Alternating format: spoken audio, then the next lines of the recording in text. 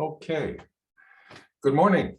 I'm Bill Sokol, and I'm really excited today to welcome Steve Greenhouse on behalf of the Osher Lifelong Learning Institute to talk about something about which the timing could not be more perfect. Steve, let me say very briefly, Steve, for 31 years was a reporter with the New York Times, the labor reporter for the New York Times.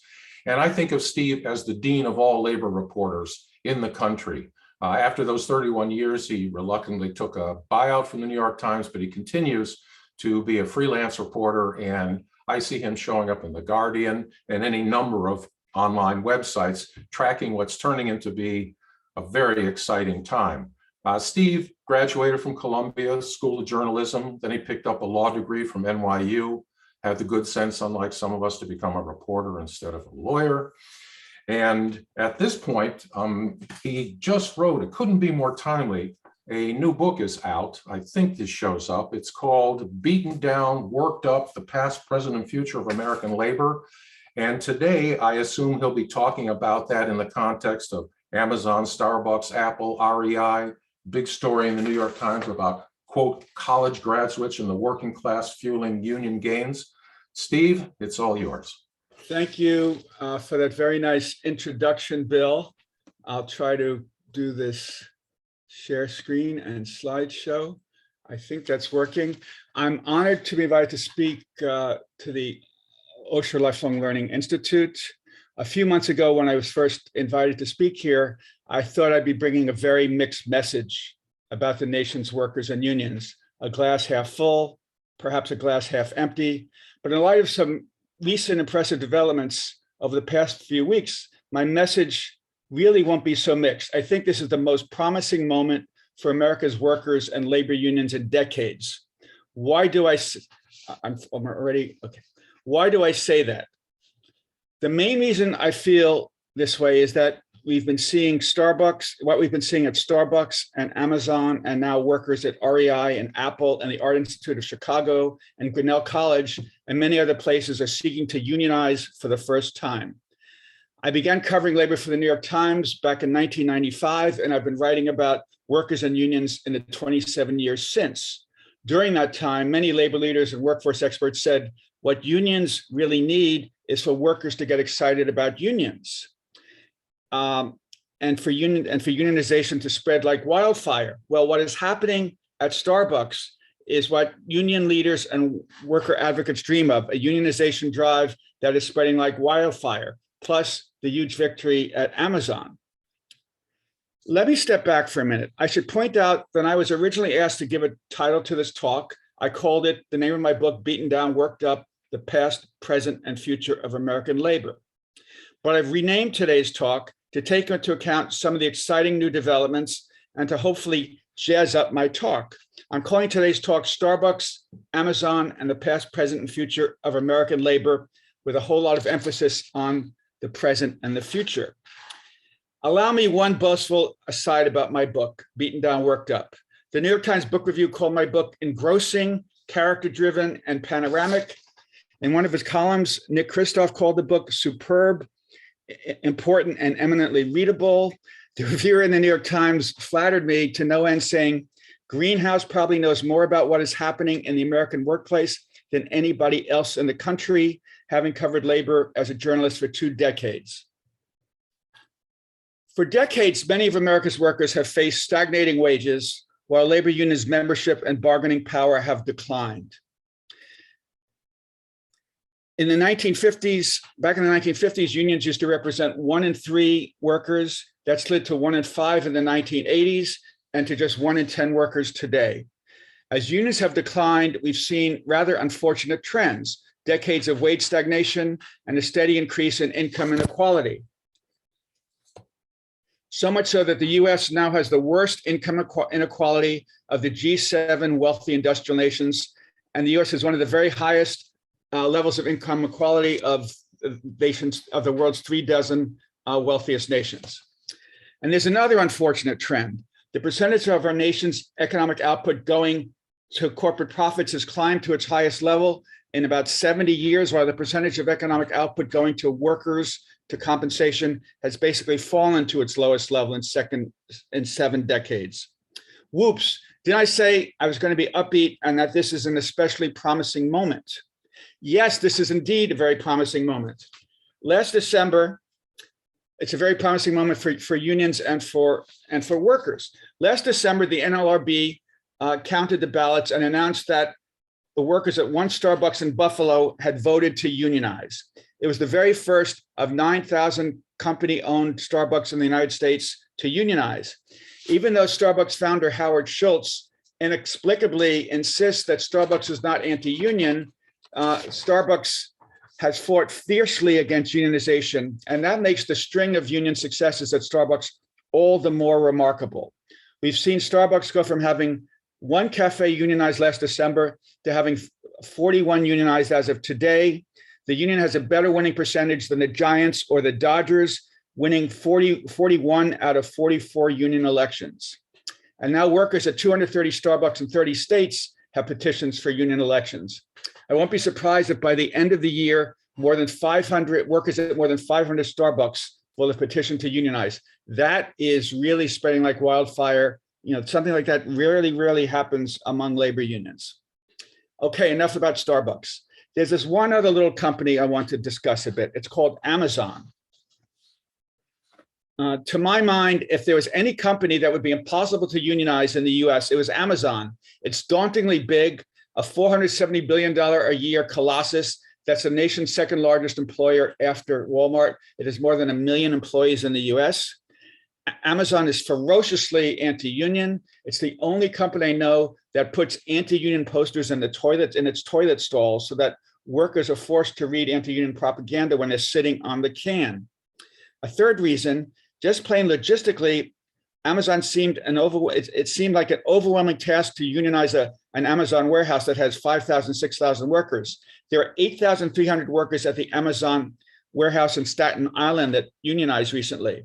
It's one thing to get a majority of workers, of baristas at a Starbucks, of 25 baristas at a Starbucks to vote to unionize. It's a whole other thing to get a majority of the 8,300 workers in an Amazon warehouse to unionize. A fourth reason that Amazon seemed impossible to unionize. Amazon has humongous employee turnover. Amazon's warehouse workers leave after just 8 months on the job on average because of all the stress, the constant monitoring, and the brutal speed of the work. That high turnover rate makes it extremely hard for union supporters and organizers to reach the thousands of workers at a warehouse, all while Amazon is bringing in hundreds and even thousands of new workers. But a new upstart union founded by a fired Amazon worker, Christian Smalls, managed to get a majority of the 8,300 Staten Island warehouse workers to vote to unionize. It was the first Amazon facility in the US to unionize. As Joe Biden would say, that's a big effing deal. That victory seemed to show that if you could unionize an Amazon warehouse, you can organize any company or workplace in the United States. At the same time, the union's victory in Staten Island sent shockwaves through corporate America. All these CEOs who are certain that they're invulnerable to unionization must be thinking, oh me, oh my, if Amazon can lose in a unionization fight, then we might lose too. And the Amazon and Starbucks victories are really inspiring a lot of young workers, a lot of all workers across the United States. Those victories make this a very promising moment for unions and workers seeking to use their collective voice to improve their pay and their working conditions, indeed to improve their lives. These victories also show there's huge excitement among young workers about unions. Thousands upon thousands of grad student workers have unionized. 3 weeks ago, MIT grad student teaching assistants and research assistants voted overwhelmingly to unionize by almost 2-to-1 ratio, 1,785 in favor and 912 against. Thousands of adjunct professors are unionizing. For the first time in American history, undergraduate student workers are unionizing. At Grinnell, at Dartmouth, at Kenyon, at Hamilton, at Wesleyan. This week, students at Grinnell in Iowa voted, this is unbelievable, 327 to just 6 to form the first wall-to-wall undergraduate workers union in the United States. We might soon see the unionization of undergraduate student workers spreading like wildfire, just like we've been seeing it for Starbucks workers. In my field, journalism, more than 5,000 journalists have voted to unionize in recent years, and museum workers in LA and Chicago and New York and elsewhere, and young workers at nonprofits, whether the Audubon Society or the Center for American Progress, have unionized, and some video game workers and an REI store in Manhattan have unionized. This month, in a thunderbolt for the tech world, workers at Apple's retail stores in Atlanta and New York began pushing to unionize. Even a rock climbing gym in Virginia just unionized, and so did the touring company of the musical Waitress. And workers at Google in Silicon Valley, not far from you, and elsewhere have formed a non-traditional union. The way I see it, this push for unionization is a cry, a loud shout that something is very broken in the US economy. Many workers feel that they're not listened to, that they don't have much of a voice. In my first book, The Big Squeeze, Tough Times for the American Worker, I wrote that unions are especially helpful in lifting low-wage workers. Unions do a lot to improve those workers' low pay and benefits and to assure them decent working conditions. Right now, however, we're seeing an explosion of unionization among educated white-collar workers, grad students, museum workers, journalists, tech workers, adjunct professors. As Bill mentioned, the New York Times has a big story today about what it calls the college-educated working class. I might be sticking my neck out here, but I believe one reason all these college-educated workers are unionizing is they are extremely frustrated to discover that they don't have much of a voice at work, that their companies often ignore what they have to say about working conditions, and in an esteemed place of higher learning like Cal, like UC Berkeley, professors and one student peers are very serious about listening to students' views. But for many college-educated workers, it's a rude awakening that when they take a job in corporate America, their voice is often ignored. Of course, many workers feel valued and respected at work, but many feel disrespected at work, their voices and concerns ignored.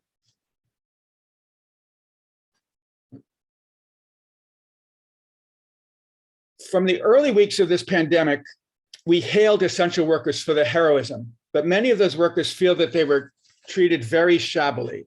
That while CEOs and white-collar workers worked safely from home during the pandemic, the nation's essential workers, baristas, Amazon workers, fast food workers, meatpacking workers, supermarket cashiers, pharmacy cashiers, delivery workers, hospital employees, those essential workers worked in person, often near other workers, often face-to-face with customers. These workers often felt that their employers didn't do nearly enough to protect them, often didn't provide them with PPE. I spoke to one Walmart worker in Louisiana who complained that her store didn't require customers to wear masks when the workers were imploring management to require customers to wear masks for the workers' safety. Then there's the unhappy story of the Walmart in Worcester, Massachusetts, where over 80 workers had contracted COVID in the spring of 2020, just weeks after the pandemic arrived on our shores. Remember the McDonald's workers in San Francisco whose boss said early on in the pandemic, sorry, we don't have any face masks. You should use coffee filters to cover your face instead. Anna Martinez, a drive-through worker at a McDonald's in San Jose, told me that her McDonald's didn't provide the workers with gloves, mask, or hand sanitizer, and didn't even have soap for the workers to wash their hands. Anna Martinez told me they're not providing us with the simple necessities to combat the virus that is right in front of us. Not only that, while many CEOs had their salaries increased by 20, 30, 40% during the pandemic, while many $150,000 a year, $200,000 a year white-collar workers worked safely from home during the pandemic, essential workers who often made $10 or $12 or $14 an hour went into work every day risking their lives. One thing that shocked me was that so few corporations stepped up and paid their essential frontline workers so-called hazard pay or hero pay, which means a few extra dollars an hour to reward them for reporting to work every day during the pandemic and risking their lives. To my mind, the failure by so many companies to pay hazard pays shows contempt towards the bravery and heroism of essential workers. Let me back up a bit. I imagine that some of you might be asking, why make such a big deal about unions? Why is it important for people to join unions? Some of you might be asking, Who cares? Let me explain. In my not so humble opinion, unions have traditionally played two vital roles in American society.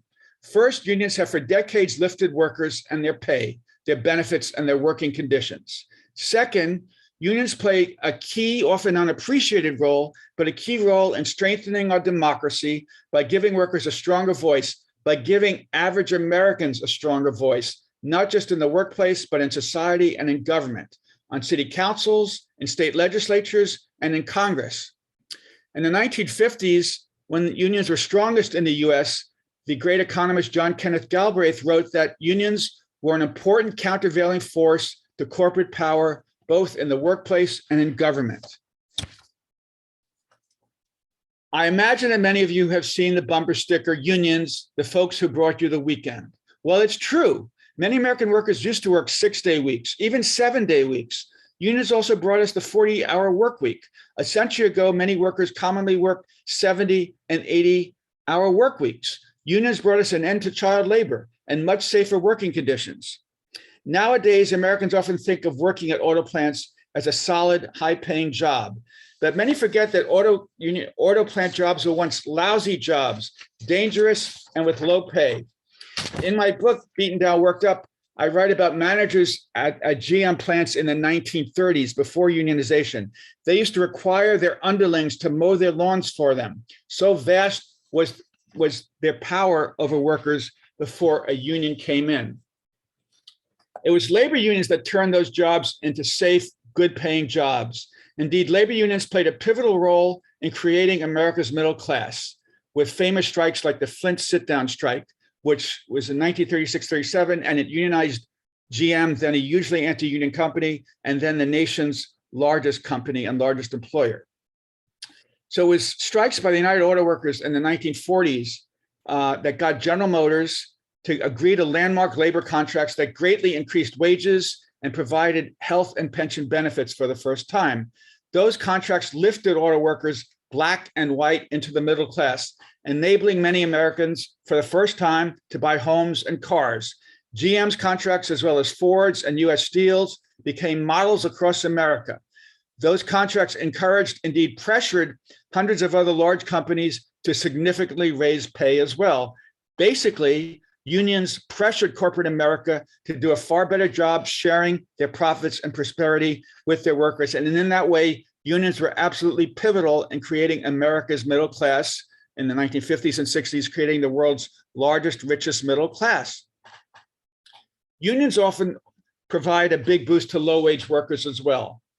An example, after unionizing, dishwashers in Las Vegas hotels made $4 per hour more than the national average for that job, and those workers were offered excellent benefits as well. In Houston, a first ever union contract of 5,300 janitors resulted in a 47% pay increase and an increase in guaranteed weekly hours of work.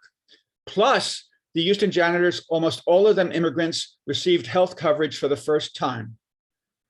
Osilia Sandoval, a Houston janitor who was an immigrant from El Salvador, told me, "This was a big victory getting a union. People said this wouldn't be possible, but with the union, it was possible." I want to make sure that I don't sound like a naive union booster. I know that unions have had some serious problems, and some still do. Let's not forget the horrible union corruption in the Teamsters and the East Coast longshoremen in the 1950s and 60s. We all probably saw on the waterfront. Nor should we forget many unions' long legacy of discrimination and exclusion against Blacks, Hispanics, Asian Americans, and women.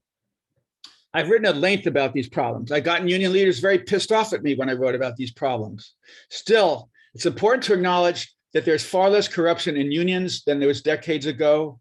It's also important to acknowledge that unions have made tremendous strides in putting discrimination against minorities and women behind them. The president of the AFL-CIO, the nation's maiden labor federation, is a woman. Its number 2 official is African American. The presidents of 3 of the nation's 4 largest unions are women. The president of the nation's largest union, the National Education Association, is African American, and so are the heads of the United Auto Workers and the American Federation of State, County, and Municipal Employees. The head of the Machinists Union is Hispanic. Let me talk a little more about why this is such a promising moment for workers and unions. According to a recent Gallup poll, 68% of Americans approve of unions. That's the highest level since 1965 in more than 50 years. And among young Americans defined as age 18 to 34, 77% approve of unions. That's a very promising sign to unions. Whoops. We also have in Joe Biden, arguably the most pro-union American president in history. Yes, Franklin Roosevelt enacted more pro-union legislation. He didn't have to worry so much about Republican filibusters. But Biden's rhetoric and attitude are considerably more pro-union. He's helped create an encouraging atmosphere for organizing and workers. He supported a higher minimum wage. He supported legislation that would make it far easier to unionize. Another reason things are promising for workers is that workers are fed up and angry and eager for change after 2 years of pandemic and often feeling that their workers treated them poorly. I recently interviewed Stuart Applebaum, president of the Retail, Wholesale, and Department Store Union, which recently unionized the very first REI store to become unionized. Applebaum's union is also seeking to unionize an Amazon warehouse in Bessemer, Alabama. Applebaum told me, you have thousands of people who are standing up, wanting to be part of this movement. It relates to how people feel they were treated during the pandemic. Their contributions were not rewarded sufficiently, and the risks they took were not being recognized sufficiently. Workers felt the callous indifference of too many employers, plus workers were concerned about the profiteering that was going on and the exponential explosion of income inequality, unquote. Another factor boosting labor is the very low unemployment rate at 3.6%. It means workers are more willing to stick their necks out to try to form a union.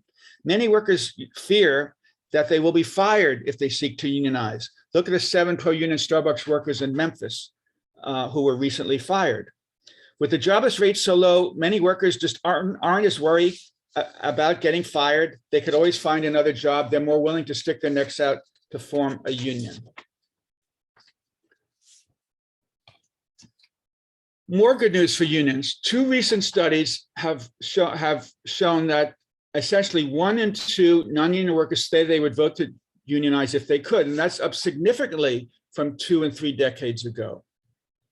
I think workers are sick of wage stagnation, sick of income inequality, and they increasingly think, I'm not getting the raises I want by pushing for myself. Maybe through a union, I can get a fairer deal. Excuse me. In my book, Beaten Down, Worked Up, I seek to explain a big disconnect. Why is it that 1 in 2 workers say they would like to join a union if they could, but only 1 in 10 workers are in a union and just 1 in 16 private sector workers are in a union? Why this weird disconnect? In my book, I explain that corporations in America fight harder to beat back unions to remain union-free than corporations in any other wealthy industrial nation. For 5 years, I was the New York Times European economics correspondent based in Paris.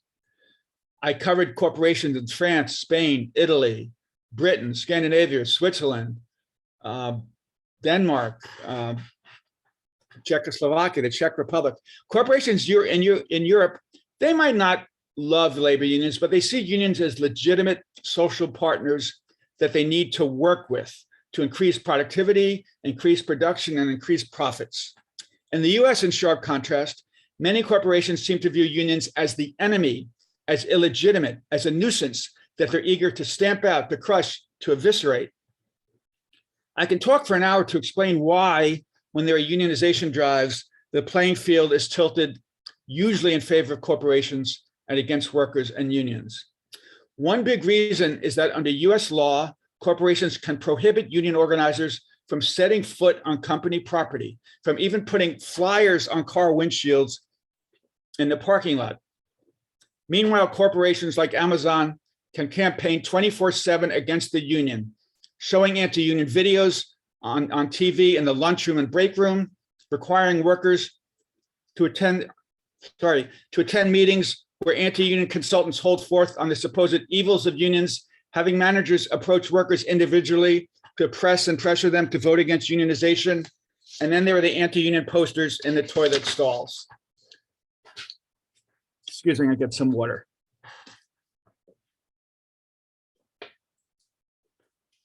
Sorry. In my book, Beaten Down, Work Up, I discuss a big problem. I call it America's anti-worker exceptionalism. What do I mean by that?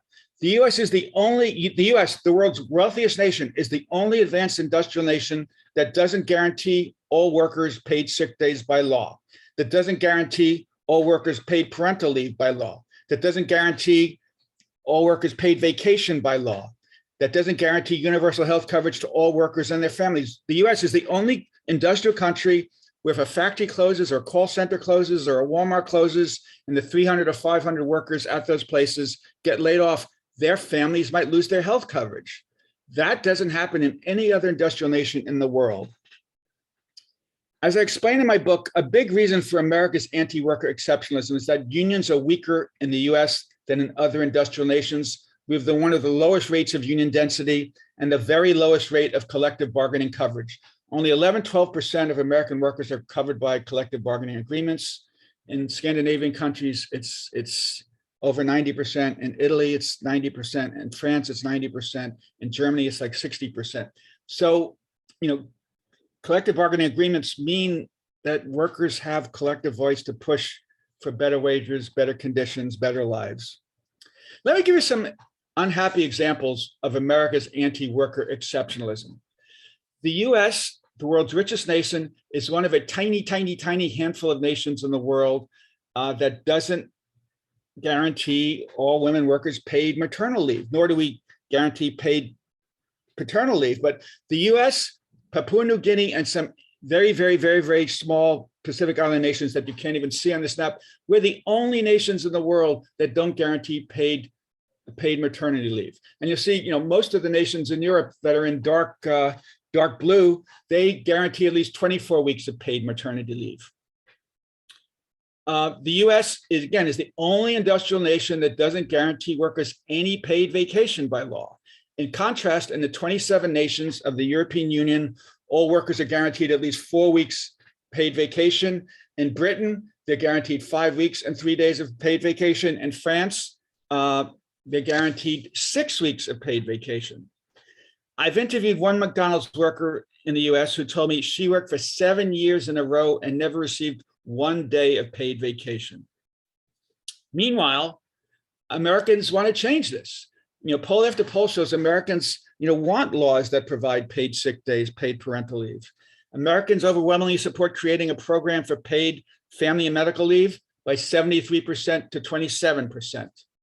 Americans support a $15 minimum wage, 62% to 38%.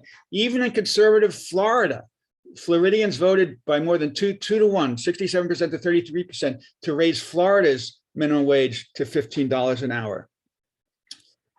The minimum wage in the US, the federal minimum wage is $7.25 an hour. Imagine having to live on that. And that minimum wage hasn't changed in over a dozen years.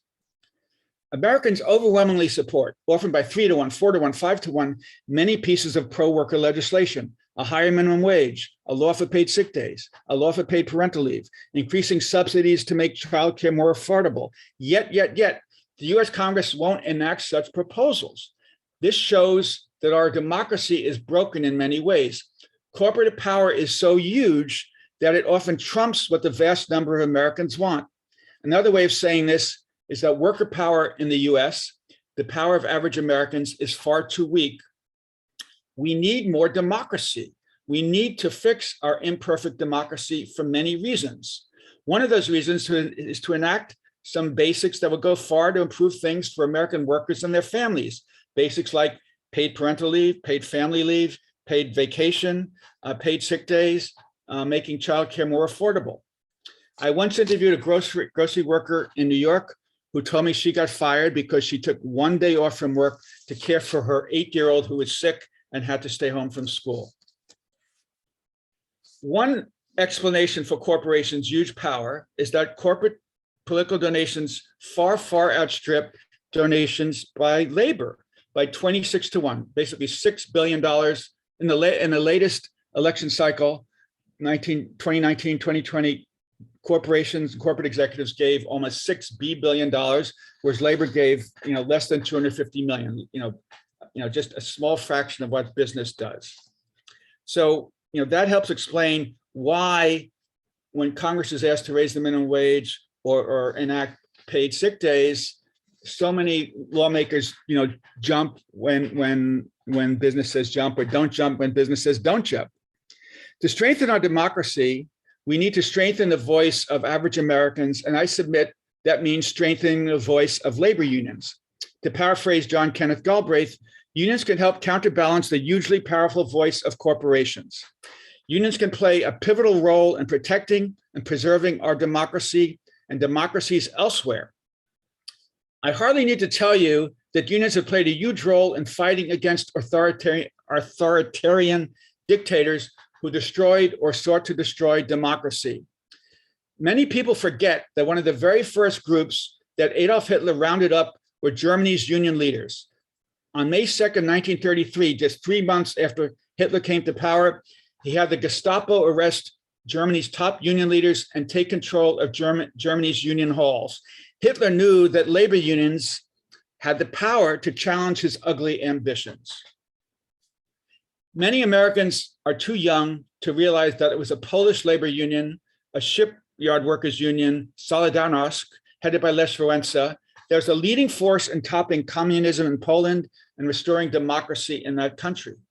And it's no surprise that the dictators who rule Russia and China make sure that the labor unions in those countries are tools of the state, are subdued by the state, and are not robust, independent trade unions where workers and leaders can speak their mind and call for less repression and less autocracy and more freedom and more democracy. Back to the United States.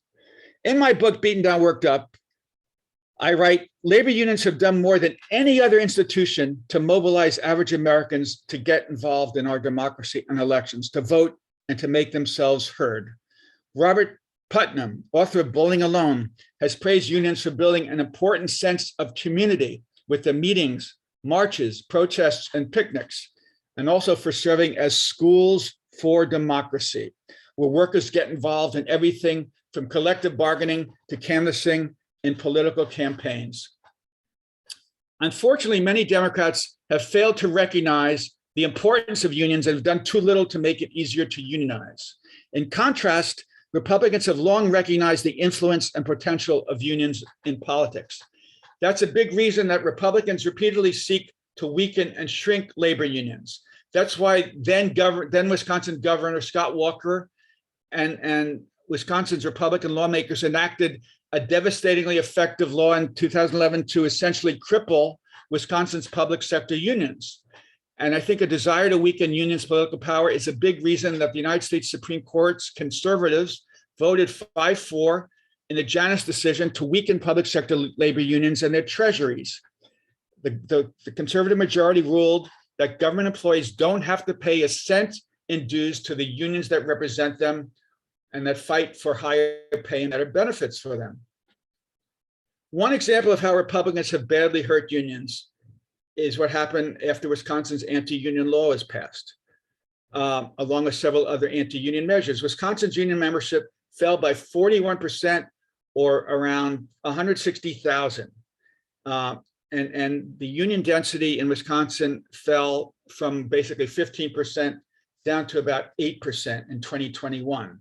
So Donald Trump won Wisconsin in 2016 by about 10,000 votes, and Wisconsin lost 160,000 union members between 2009 and 2016. And some people say that's a big reason Donald Trump won that state and Michigan and Pennsylvania.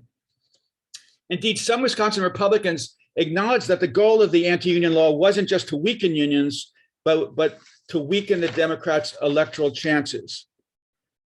And the great weakening of Wisconsin unions has helped enable Wisconsin Republicans to gerrymander like hell. Even though the Republicans often win less than 50% of the statewide vote, thanks to gerrymandering in 2011, they control 60% or more of both houses of the state legislature. And in the latest redistricting, the Republican controlled legislature, even though the Democrats won the governorship, the attorney general, secretary of state, won all statewide elections. The Republicans are seeking to gerrymander things so that they will have 2/3 veto-proof majority control of the legislature. That shows serious contempt for majority rule, and that again shows our democracy is seriously broken. 25 years ago, union households in 3 key industrial states, Wisconsin, Michigan, and Pennsylvania, union households accounted for about 25 to 30% of the vote in those states. But with unions weakened now, union households, union members and their family members, union households in those states account for just 15 or 20% of the votes. Political experts say that if union households in those states still accounted for 25% of the vote, Trump would never have won those 3 states in 2016, and with them the presidency. Nor, if unions were far stronger in those states, could Trump or any Trump wannabe win those states in 2024. The nation's labor unions and their 14 million members can do a lot to preserve and defend our democracy. Unions can do that by fighting against politicians who want to roll back voting rights, who want to reduce, even suppress the political voice of certain groups like minorities and students and gays, who want to talk who want to tilt or overturn legitimate election results they don't like. A few days ago, I interviewed Shane Larson, political director of the Communications Workers of America Union. Larson told me just a few years ago, some union leaders would complain, why are we focusing on these do-good democratic issues? They'd say we need to focus on labor rights and jobs. Now, Larson told me, no labor leader is complaining about this at all, about the focus on democracy. There's a real recognition that the entire labor movement has to be involved in this effort, that we have to do something for our democracy or we can lose it. Larson told me January 6th was a real wake-up call. Unions can fight against legislative efforts to roll back voting rights. For instance, the Service Employees International Union launched an online campaign to slam large corporations like Coca-Cola, Home Depot, Aflac, UPS, Delta Airlines, for contributing money to Republicans who are backing bills to roll back voting rights in Georgia and Texas and elsewhere. Unions can teach voters how to navigate around the new voting restrictions in Georgia, Arizona, Texas, Florida, and elsewhere. Unions can recruit poll watchers to help counter the Trumpist poll watchers who may seek to discourage or intimidate voters, especially voters of color. Unions can do leadership training of rank and file workers and encourage them to run for office to help give average Americans, working class Americans, blue collar Americans, a greater job in government. A great example, Betty Guardado, a former hotel housekeeper in Phoenix. She was elected to Phoenix's city council and eventually became Phoenix's deputy mayor. Unions could get members, to do phone banking and door knocking. The Hotel Workers Union Unite Here, which is very strong in California, had 500 full-time canvassers in Arizona in the fall of 2020, and 500 full-time canvassers in Nevada, and other canvassers in Pennsylvania and Florida. In Arizona, those canvassers knocked on 1 million doors and spoke to 125,000 infrequent voters. The union says its big push in Arizona helped Biden win that state and helped surprise Trump hugely by enabling Biden to win that state by 10,457 votes. Many of the hotel workers who campaigned and canvassed in Arizona won from California. Many of them were temporarily laid off because of the pandemic. After seeing Unite Here's canvassers do so well in the presidential elections, Stacey Abrams asked that the Hotel Workers Union send canvassers to Georgia, and the hotel workers sent 1,000 full-time canvassers into Georgia to help Raphael Warnock and Jon Ossoff win, and thereby help the Democrats win control of the Senate. Unions help protect democracy in other ways. Unions deliver economic gains that reduce the resentment and alienation that have driven many workers to support right-wing demagogues. Unions root workers in social networks, in social institutions that also reduce resentment and alienation. In a recent study Professor Paul Freimer of Princeton and Professor Jacob Grombach of the University of Washington showed that unions, by bringing workers of all races to work together and cooperate in pushing for common goals, that unions reduce racial resentment among white workers, racial resentment that has helped drive many workers to embrace right-wing populists like Donald Trump, who often speak in racially tinged rhetoric. Unions also educate workers about the issues and about how democracy works. And no one does a better job than unions in getting out the vote. Unions can play an extremely important role in key states like Michigan, Pennsylvania, Wisconsin, Georgia, Arizona, Virginia in 2022 and again in 2024, helping candidates who still believe in democracy. Unions can play a big role in defeating candidates whose party and whose leader have taken major steps toward rejecting democracy and majority rule and honoring election results.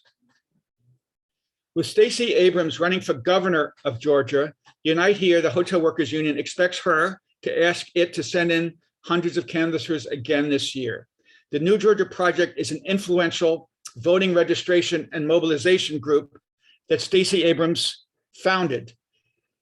Eric Robertson, the New Georgia Project's labor liaison, told me labor unions can have an outsized impact by being out there this year.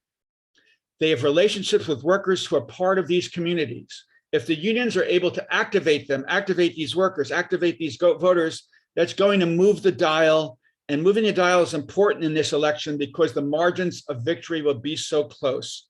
Labor can really make a difference.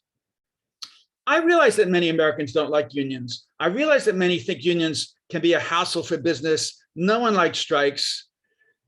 And certainly unions can sometimes be a hassle. But let's not forget that unions have played a vital role over American history in improving wages and living standards for millions, even tens of millions of Americans. Unions came into being to try to make sure that employers share their profits and prosperity fairly with their workers. Unions certainly don't want to put employers out of business. They want their employers to prosper so employers have ample money to pay workers well and treat them well. Over America's history, unions have played a vital role in making America's economy and making America's democracy fairer by helping give a voice to the little guys, so to speak. At this precarious juncture in American history, at this precarious point for American democracy, unions can play a vital role, I submit, in preserving and defending our democracy, or what some would say, what's left of our democracy. I would like to conclude with one of my favorite quotes about labor. I'll be happy to take questions afterwards. This is from the Reverend Dr. Martin Luther King Jr., who died, you remember, in 1968 while helping sanitation workers who were on strike in Memphis. Dr. King said, "The labor movement was the principal force that transformed misery and despair into hope and progress. Out of its bold struggles, economic and social reform gave birth to unemployment insurance, old age pensions, government relief for the destitute, and above all, new wage levels that meant not mere survival, but a tolerable life. The captains of industry did not lead this transformation. They resisted it until they were overcome." So I will be happy to take questions, and it's an honor to be invited to speak to the Osher Institute. Thank you very much. Great, Steve. Thanks so much. It's been absolutely fascinating, and we really are at a crucial juncture. I feel like the timing couldn't be more perfect. Let's do this. If folks have questions for Steve, if you could pop them into the chat, just go down to the bottom of your screen, tap on chat, and type in whatever question you may have. We'll go through all of your questions. There are a few already up there that I'll touch on. Let me see if I can find okay, so here's David Adams asking, interesting question, David. "I'm a Kenyan graduate and I'm surprised about a union there. Wonder why?" What do you think, Steve? Why is it happening at what I would think of as liberal arts progressive colleges? I think for several reasons. I think partly they're seeing, I think professors unionize, they're seeing grad students unionize, and I think a lot of people feel, a lot of workers, I'm sure some of us who are, some of you who are listening think you're not treated well enough at work, or you're not listened to enough at work. And I think, a lot of undergraduate jobs don't pay very much. And these kids think, I'm no one's smarter than I am, no one's more talented than I am, and I should be paid better. And some people will, of course, say, and there's probably some truth, some of these young people feel entitled, and they see people who graduated a year ago making $180,000 at McKinsey while they're making $7.25 an hour, $8 an hour, and they think, and also, people in work study, often from poor families, they say, I have to work 20 hours a week plus do all the studying to try to do as well as the wealthier kids who don't have to do work study. And they think, well, if I were paid $20 an hour for work study rather than $10 an hour for work study, or whatever the number is, I wouldn't have to work as much. I'd have more time to study. I'd have more time to do whatever. So, Kenyon, Dartmouth, not the world's most liberal school, known for its conservatism. The student workers at Dartmouth voted 52-0 in favor of unionizing. So there's something in the air. I just saw a study by terrific professors at MIT and Columbia, Tom Koch and Alex Hertel Fernandez, that says that 76% of people aged 18 to 24 say they would vote for a union if they could. 80% of Hispanics, 80% of African Americans, 84% of African American women. So there's this enthusiasm about unions right now. And I think a lot of young people, they were too young to see On the Waterfront. They were too young to remember the horrible corruption in the Teamsters. And they're pretty fearless. And they think, they saw the Fight for 15. They're inspired by Bernie Sanders. And they say, let's try unionizing. That might be a way to improve our lives. There you have it. There's the beginning of a quick answer anyway, David. Next question. Does the recent Janus versus Afscme Supreme Court ruling mean that public sector unions will decline in power? In theory, that's a great question. In theory, that's what many people predicted. But, the powerful public sector unions, the Teachers Union, American Federation of Teachers, the National Education Association, Service Employees International, which represents a lot of government workers in California, the American Federation of State, County, and Municipal Employees, they said, they were worried about Janus, and they worried that many union members would opt out of paying union dues. And the unions really beat the bushes and spoke to people and really, got their message across that, we fight for you, we help you.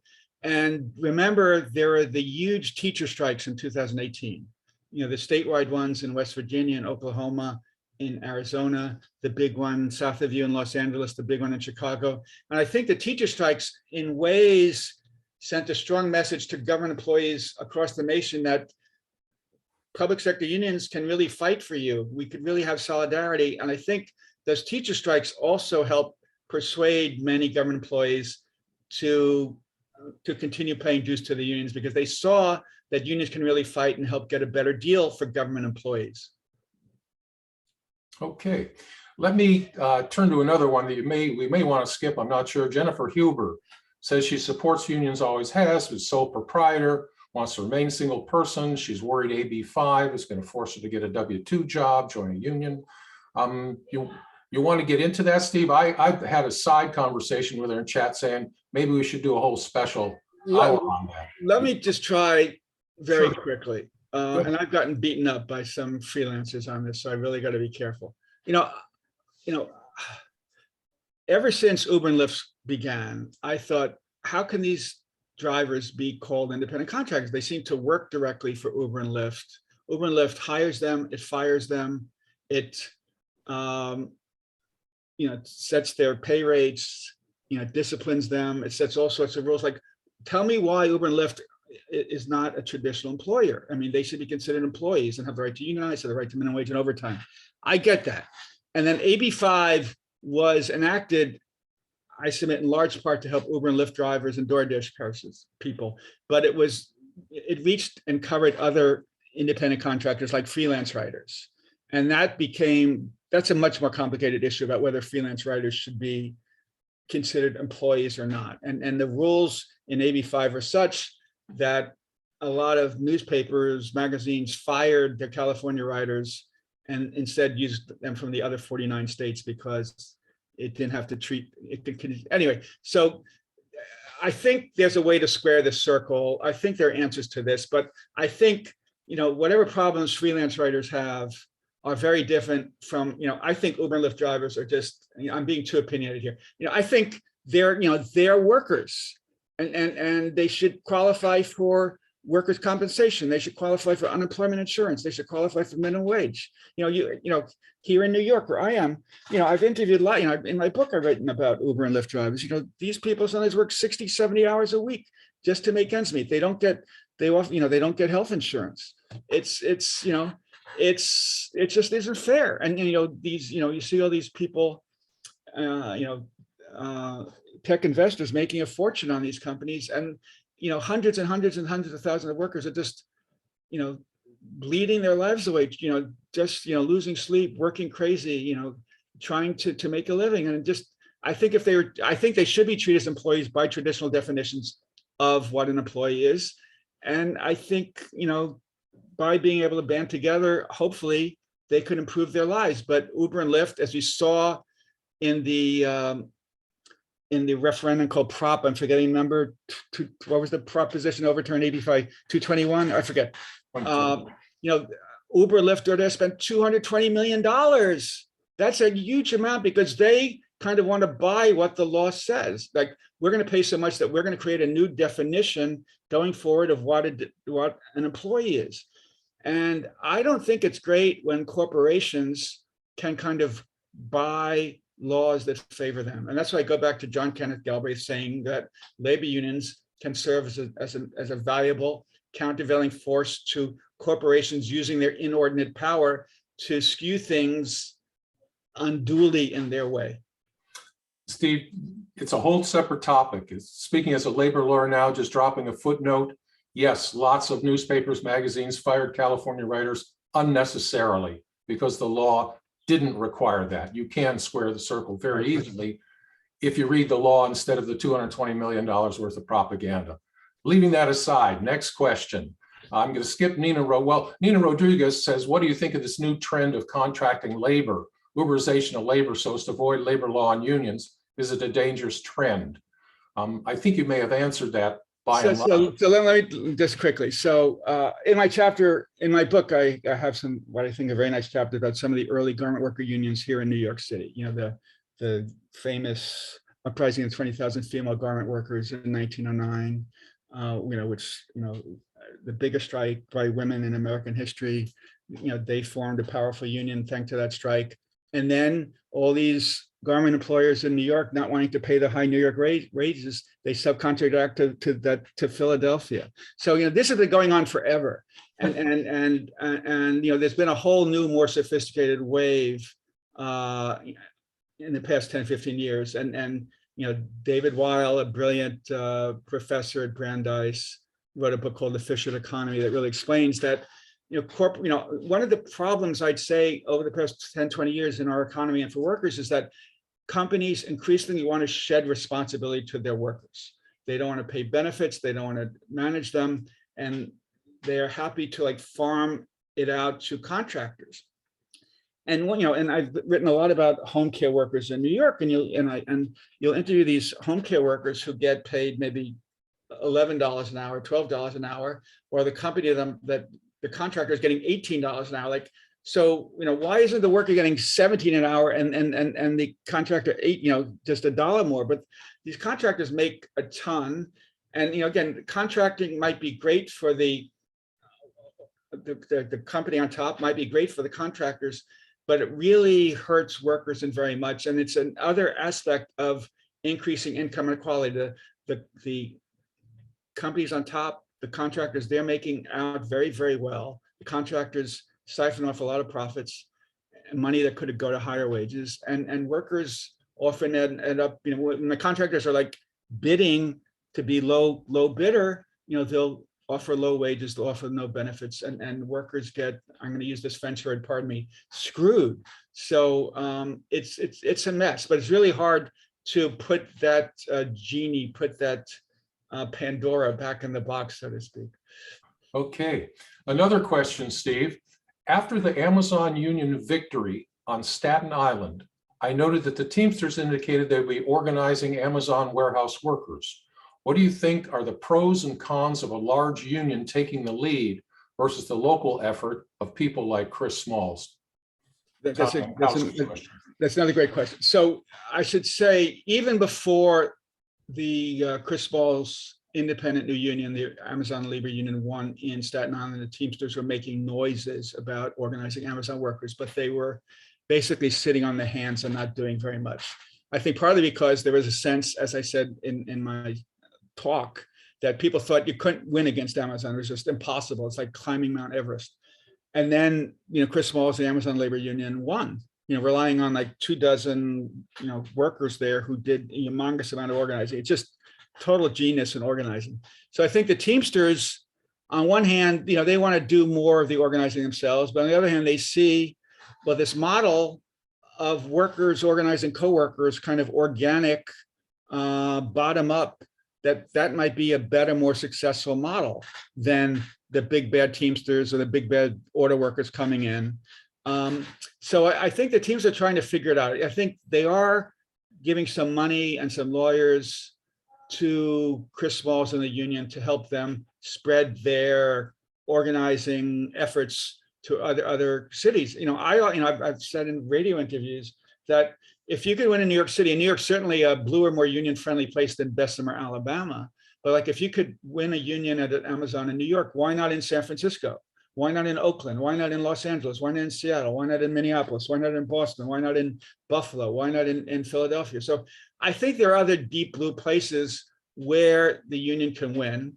And, and the Teamsters, the Teamsters have, I'm not telling you anything you don't already know, especially people who've seen the movie The Irishman.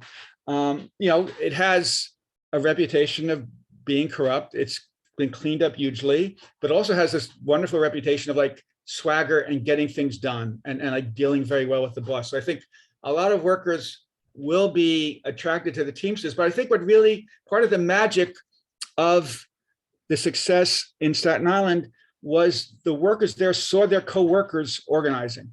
And the anti-union consultants and anti-union lawyers and anti-union managers are always saying, and this is the biggest shtick that the anti-union people say is, you don't need a union, you don't need a third party, an outside party coming in and getting in the way and intervening in the marvelous, lovely relations we have with you workers. And the workers, the union organizers of Staten Island, who are rank and file workers at Amazon, said, what the hell are you talking about? We're not a third party, we're workers. We bleed the same way that Amazon workers bleed. We know about the brutal speeds. We know about the constant monitoring. We know about the problems that there's not enough time to go to the bathroom. And I think, that, and at Starbucks, it's much of the same way. So much of the organizing by Starbucks is not really run by outside organizers. It's really workers organizing workers. Workers in Boston speak to workers in Austin. Workers in Buffalo speak to workers in San Jose. They're like telling each other, how to do it, like through the grapevine. And I think this kind of worker to worker, bottom up, organic organizing is a model. It's not very popular. It's not very prevalent. But I think unions like the Teamsters might say, maybe that we should nourish this more, because if we really want to increase the unionization rate in the United States after decades of decline, this might be the way to go. Plus, there's more excitement for unions right now in the United States in 2022 than it has been any time since the 1940s, Bill, the 1930s. And this is a moment. And the question is whether, the chieftains of labor could really figure out how to turn this important moment into like a magical moment. Steve, there are more questions here, but we've run out of time. We've hit the 11:30 hour. And so we've got to close. Any last words beyond let me do it? If you want more of what Steve has to say, beaten down, worked up. I don't know if that's showing up or not. It's too far. It's too far. You're keeping okay. Beaten down, worked up. The past, present, and future of American labor. It's out in paper. It's absolutely great history of labor, all about where it is now, where it's going to go. There you go. Thank you so much, Steve. You're welcome. Okay. Okay, there's the book. Thank you. And for more of Steve, it's there. Steve, it's been great having you. I should thank President Hoffman. I should thank Max for all your help. I should thank Bill for all your help. Really, really appreciate it. And I thank everyone for attending. And I hope I did a good job singing for my supper, as they say. Great job. Thanks so much. Thanks. Okay. Thanks. Well, everybody. Thank you. Sure. Be well. Bye-bye.